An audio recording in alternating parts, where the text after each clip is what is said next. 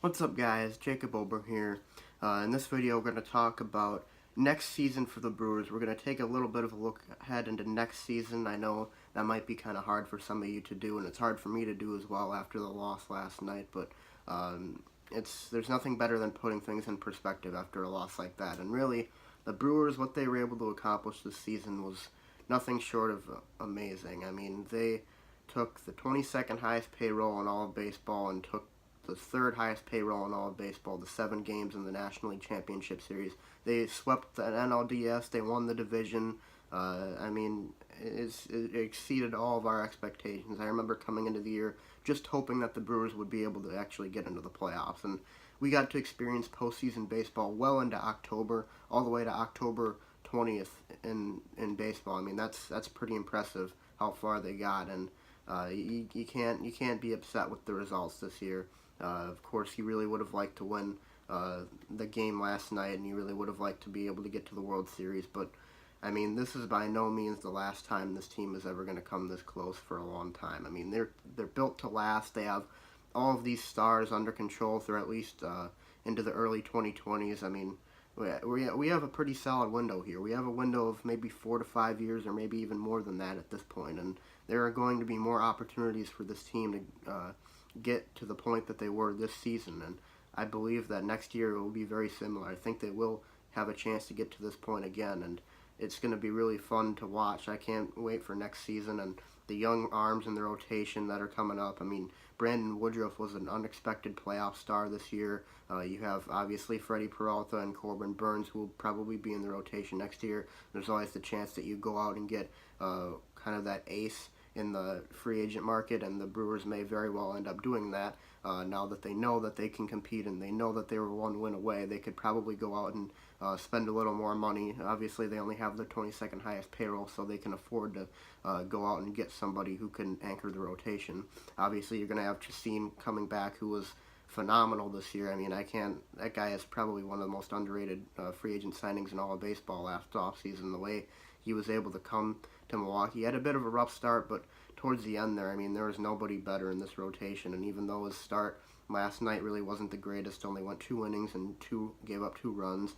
I mean, you know, sometimes that's just baseball. And he made a bad pitch to Cody Bellinger, and that was it for him. So, putting things into perspective, though, I mean, next season, I really think the Brewers are going to have a chance to win the division again, and I really think that they're going to have a good shot at returning to the same exact position that they were this year. And I mean, it was a long season. It was a really long time to get to the point that we got to this year. I mean, you remember back when the season started. I mean, remember Arcia's game-winning base hit in the season opener against the Padres when G-Man Choi scored the winning run? I mean, that feels like eons ago. I can't believe that was actually the same season when I look back at it. And you remember the back-to-back home runs, the Yelich and Braun walk-off. I mean, that was a long time ago. That was half of a year ago, 6 months ago.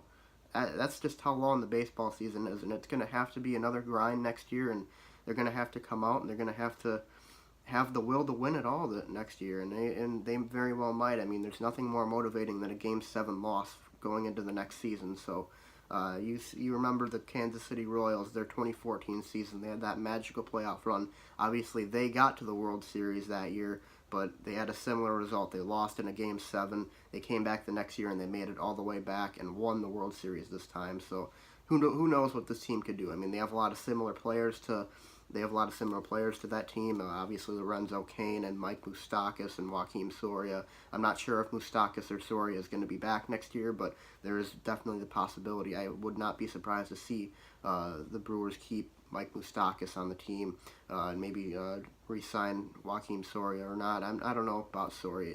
That's more unlikely, I'd say. But obviously, the bullpen is going to be just as strong next year. They're going to lose a few of their long reliever arms to the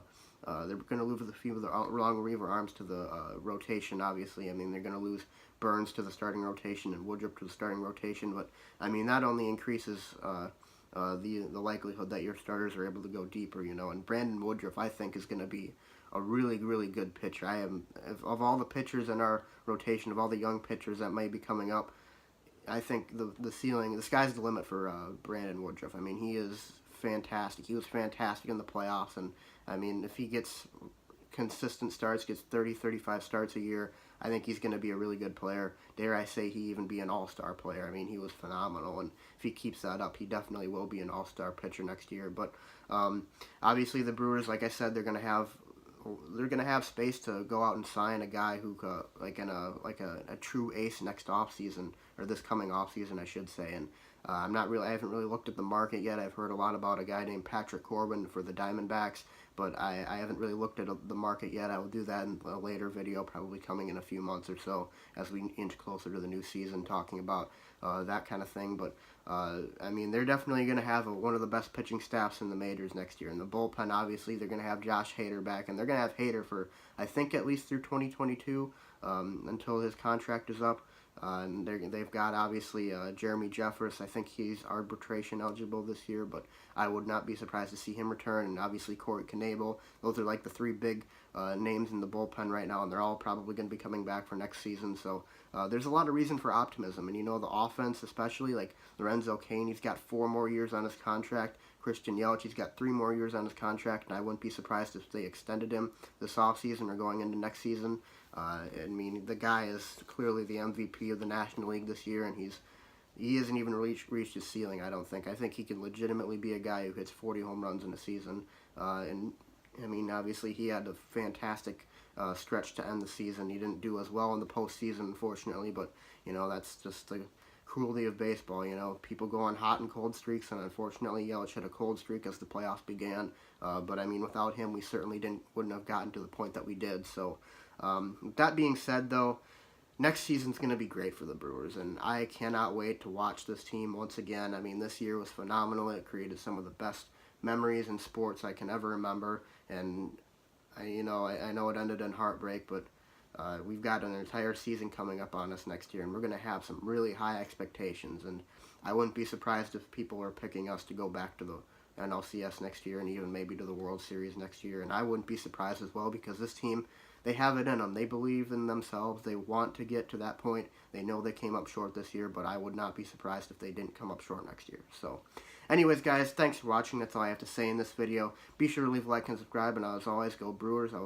I'll see you probably with some more Brewers videos as the off season gets underway. Right now, I'm probably going to shift my focus to the Packers and the Bucks. Maybe not so much the Badgers unless they get to like the Big Ten championship game.